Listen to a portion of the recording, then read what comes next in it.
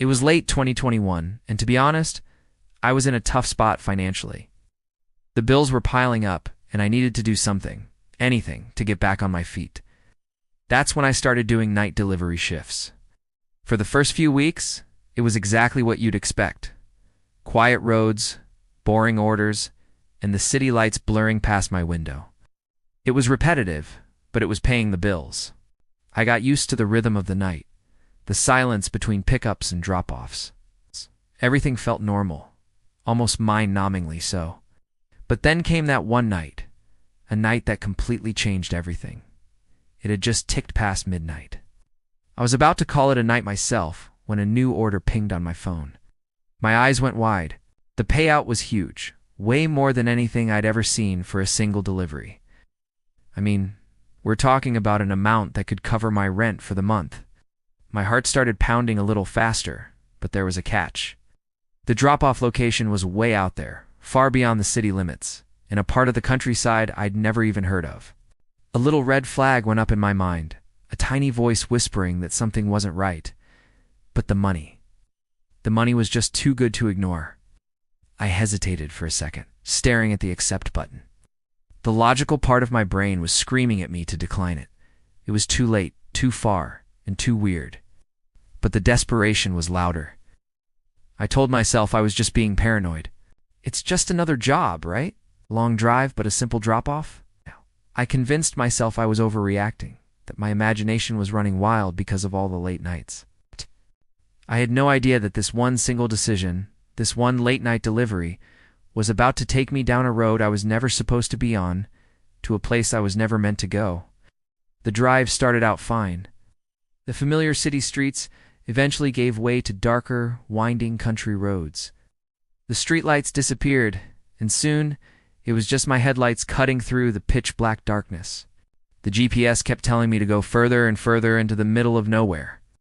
The paved road turned into a gravel one, and then the gravel path turned into a barely there dirt track. All around me were just dense woods, the trees so thick they seemed to swallow the light. My phone signal dropped to 1 bar, then disappeared completely. That's when the real unease started to set in. The feeling of being watched crept over me. I checked my rearview mirror constantly, but there was never anyone there.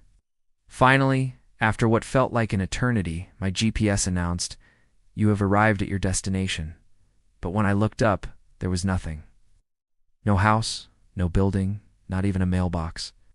Just a rusty wrought-iron gate standing in the middle of the woods, chained shut with a heavy padlock. Looked like it hadn't been opened in decades. I was completely confused. I got out of my car, the cold night air hitting my face. The silence was deafening, except for the crunch of leaves under my feet. I called out, "Hello? Delivery." But my voice was just swallowed by the woods. There was no one there. This was when the real fear started to grip me. I was alone, miles from anywhere, with no signal, at a gate that led to nothing. I checked the order details again. Instructions simply said, "Leave the package at the gate. Payment will be transferred upon completion." It was getting weirder by the second. I grabbed the food from my car, my hands shaking a little, and walked up to the gate. That's when I noticed something carved into one of the old stone pillars next to it.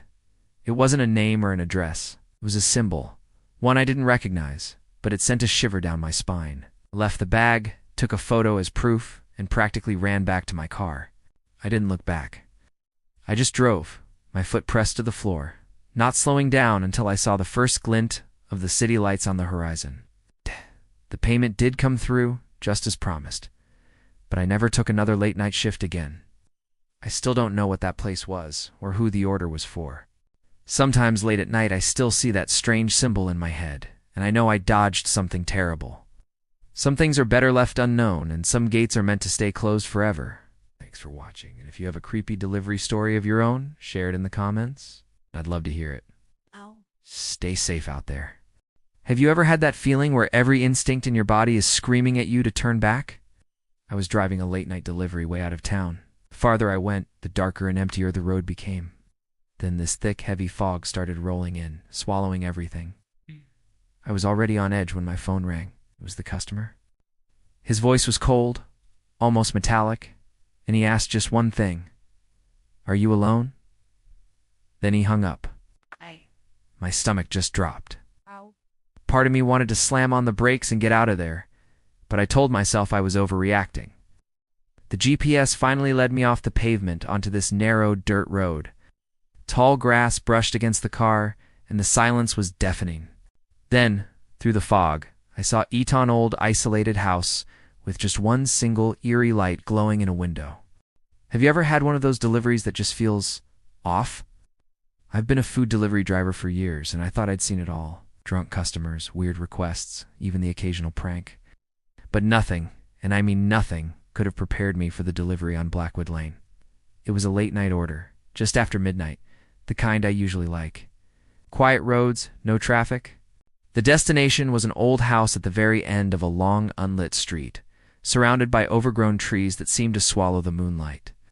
The GPS was already acting up, telling me I had arrived when I was still 100 yards away. I pulled into the gravel driveway, my headlights cut through the darkness, illuminating a 2-story Victorian house that looked like it was straight out of a horror movie. Peeling paint, boarded-up windows on the second floor, and a porch that sagged in the middle. The only light was a single, dim yellow bulb flickering above the front door. The order was simple enough, a large pizza and a couple of sodas. Nothing out of the ordinary, but as I killed the engine, a profound silence fell over everything.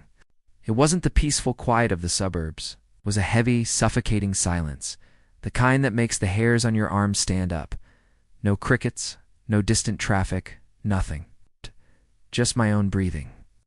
It felt completely unnatural, like the world was holding its breath. I grabbed the pizza bag and the drinks and walked up the creaking wooden steps. That's when I noticed it. The front door was already ajar, open just a few inches. A sliver of darkness peered out from within. I hesitated. My job protocol is clear. Never enter a customer's home. You leave the food on the porch, ring the bell, and walk away. But this was different. The app said hand it to me, and the silence was getting to me. I thought maybe they were elderly or had trouble getting to the door. So I raised my hand to knock, but before my knuckles even touched the wood, a voice echoed from deep inside the house. It was a low, raspy voice, like someone who hadn't spoken in a long time. It said, "Bring it in. Just leave it on the counter." The words were slow, deliberate, and carried a strange, hollow quality. Every instinct in my body screamed at me to drop the food and run, just get back in the car and speed away. But there was something compelling about the voice, something that made me feel like I had no choice. And honestly, a part of me was just curious. What's the worst that could happen, right? Famous last words? I pushed the door open and stepped into a long, dark hallway. The air inside was stale and cold, thick with the smell of dust and something else, something metallic and sweet. The hallway was long and narrow, with a staircase on the left and a doorway at the far end. The only light came from the open front door behind me. I called out, "Hello? Delivery?" No answer, just my own voice swallowed by the shadows. The counter was supposed to be just inside, but all I could see were shapes covered in white sheets, like furniture in a house that had been abandoned for years. I took another step forward, my shoes sticking slightly to the floorboards, and that's when it happened. The moment my foot crossed an invisible line in the hallway, the front door slammed shut behind me with a deafening bang, plunging me into complete and utter darkness. My heart leaped into my throat. Before I could even scream, a loud, jarring piano melody erupted from the back of the house. It wasn't a beautiful piece of music. It was chaotic and discordant, like someone was smashing their fists against the keys over and over. It was so loud it vibrated through the floor, clearly meant to drown out any other sound. My fight-or-flight response kicked in hard. I dropped the food, the pizza box hitting the floor with a dull thud, and spun around, fumbling for the doorknob. My hands were shaking so badly, I could barely find it. When I finally grabbed the cold brass knob, I twisted it. Locked. Of course, it was locked. I rattled it, pulling and pushing with all my strength, but it wouldn't budge. Panic was setting in, started banging on the door, screaming for help, but my voice was completely lost in the relentless, insane piano music. I knew no one could hear me. I was trapped. I stopped shouting and tried to listen, straining to hear anything over the piano. A footstep. Breathing. But there was nothing. I pulled out my phone, my fingers fumbling with the screen. My hands were slick with sweat. I turned on the flashlight, the bright beam cutting a sharp cone through the oppressive darkness. I pointed it down the hallway. The sheet-covered furniture looked like silent, ghostly figures watching me. My light swept across the room, past the staircase, towards the doorway where the music was coming from. And that's when I saw him. He was standing there, just at the edge of the light, maybe 20 feet away. A tall, impossibly thin figure. He was completely still, like a statue. He wore old dark clothes, but it was his face that made my blood run cold. His eyes, they weren't normal. They were wide and seemed to reflect my phone's light with an unnatural predatory gleam, like a cat's eyes in the dark. He wasn't moving, just staring at me. A faint, unsettling smile played on his lips. His hands were clasped behind his back, as if he were hiding something. Waiting. The chaotic piano music continued to blast through the house, a soundtrack to my worst nightmare. He didn't say a word. He just stood there watching me, his glowing eyes fixed on mine. It felt like an eternity. I was frozen, my feet glued to the floor. I couldn't scream, I couldn't move. All I could do was stare back at the figure in the darkness who seemed to be savoring my terror.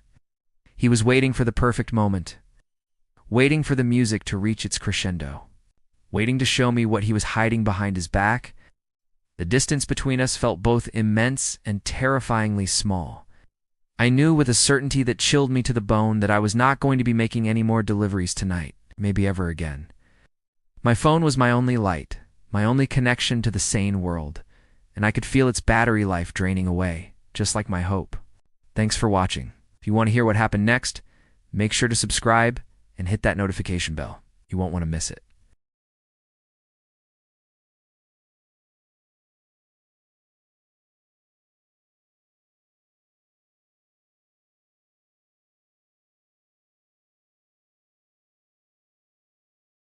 I'd been doing this for about 6 months, and I thought I'd seen it all.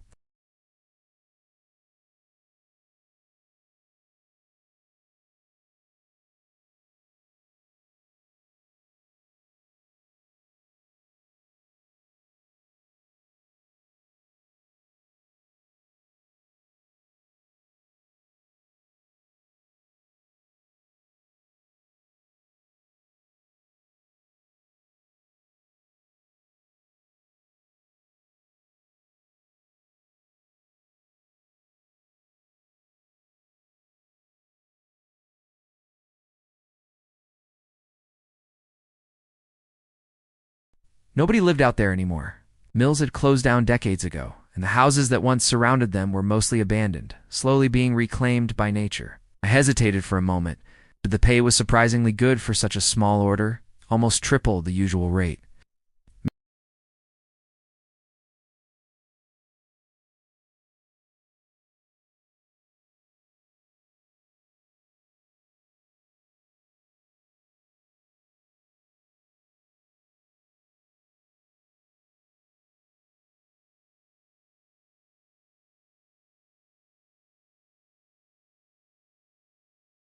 The further I drove from the city center, the thicker the fog became. My headlights could barely cut through it, illuminating only a few feet of wet asphalt ahead.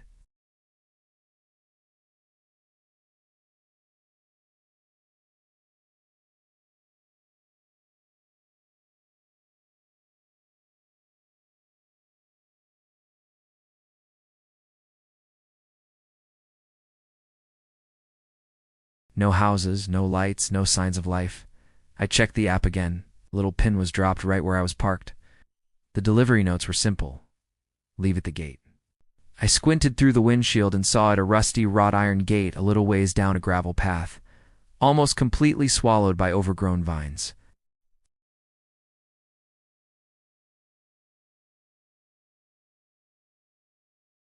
But hey, a drop-off is a drop-off. I grabbed the food, my flashlight, and got out of the car.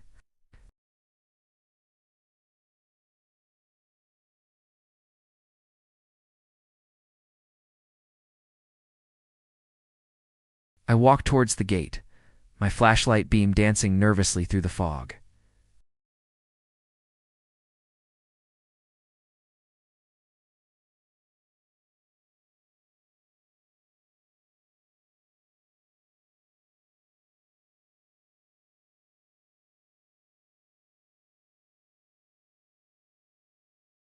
My phone's flash went off, and for a split second, the area behind the gate was illuminated.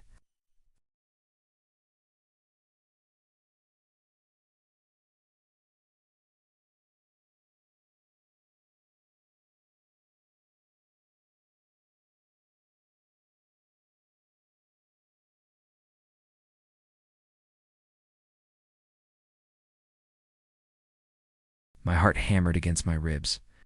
I fumbled with my phone, trying to complete the delivery on the app. My fingers felt like clumsy sausages. The man didn't move. He just stood there, perfectly still, a silent statue in the fog.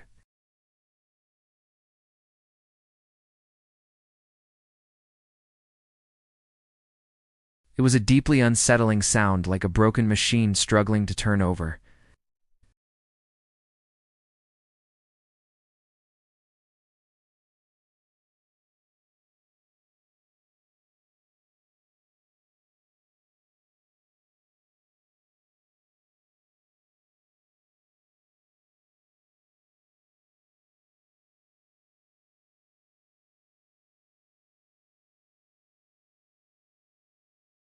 This wasn't a food order. It was a lure. I was the delivery.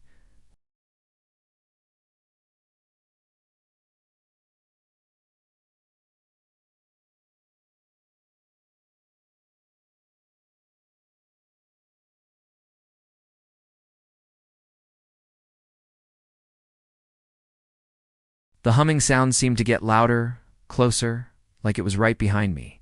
I could almost feel that cold, empty gaze on my back.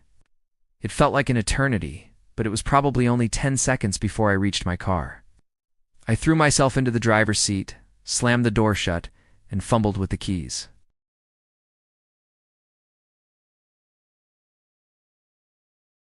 The engine roared to life, and I slammed the car into reverse, tires squealing on the wet ground. I didn't even bother turning around properly.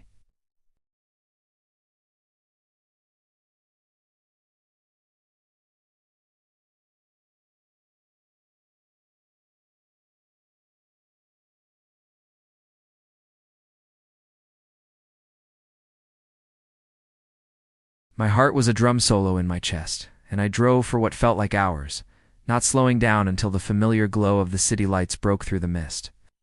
I pulled over on the side of a busy, well-lit street, trying to catch my breath.